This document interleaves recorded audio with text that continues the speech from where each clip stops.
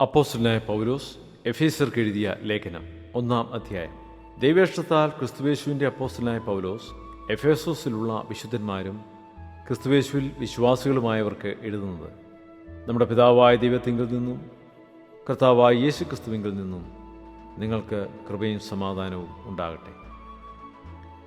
സ്വർഗത്തിലെ സകല ആത്മീയ അനുഗ്രഹത്താലും നമ്മെ ക്രിസ്തുവിൽ അനുഗ്രഹിച്ചിരിക്കുന്ന നമ്മുടെ കർത്താവായ യേശു ക്രിസ്തുവിൻ്റെ ദൈവവും പിതാവുമായവൻ വാഴ്ത്തപ്പെട്ടവൻ.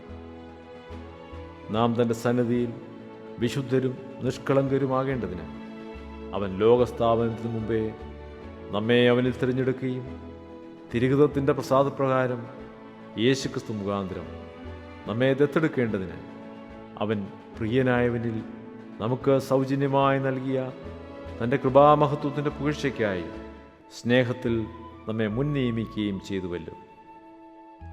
അവനിൽ നമുക്ക് അവൻ്റെ രക്തത്താൽ അതിക്രമങ്ങളുടെ മോചനമെന്ന വീണ്ടെടുപ്പ് ഉണ്ട്. അത് അവൻ നമുക്ക് താൻ ധാരാളമായി കാണിച്ച കൃപാദന പ്രകാരം സകല ജ്ഞാനവും വിവേകവുമായി നൽകിയിരിക്കുന്നു. അവനിൽ താൻ മുൻനിർണയിച്ച തൻ്റെ പ്രസാദത്തിന് തക്കവണ്ണം തൻ്റെ ഹിതത്തിൻ്റെ മർമ്മം അവൻ നമ്മോട് അറിയിച്ചു. അത് സ്വർഗത്തിലും ഭൂമിയിലുമുള്ളത് എല്ലാം പിന്നെയും ക്രിസ്തുവിൽ ഒന്നായി ചേർക്ക എന്നിങ്ങനെ കാലസമ്പൂർണതയിലെ വ്യവസ്ഥയ്ക്കായിക്കൊണ്ട് തന്നെ അവനിൽ നാം അവകാശവും പ്രാപിച്ചു. തൻ്റെ ഹിതത്തിൻ്റെ ആലോചന പോലെ സകലവും പ്രവർത്തിക്കുന്നവൻ്റെ നിർണയപ്രകാരം മുൻ നിയമിക്കപ്പെട്ടത് മുൻപിൽ കൂട്ടി ക്രിസ്തുവിൽ ആശവച്ചവരായ ഞങ്ങൾ അവൻ്റെ മഹത്വത്തിൻ്റെ പുകഴ്ചയ്ക്കാകേണ്ടതിന് തന്നെ അവനിൽ നിങ്ങൾക്കും നിങ്ങളുടെ രക്ഷയെക്കുറിച്ചുള്ള സുവിശേഷമെന്ന സത്യവചനം നിങ്ങൾ കേൾക്കുകയും അവനിൽ വിശ്വസിക്കുകയും ചെയ്തിട്ട് തൻ്റെ സ്വന്തം ജനത്തിൻ്റെ വീണ്ടെടുപ്പിന് വേണ്ടി തൻ്റെ മഹത്വത്തിൻ്റെ പുകഴ്ചയ്ക്കായിട്ട് നമ്മുടെ അവകാശത്തിൻ്റെ അച്ചാരമായ വാക്തത്വത്തിൻ പരിശുദ്ധാത്മാവിനാൽ മുദ്രയിട്ടിരിക്കുന്നു.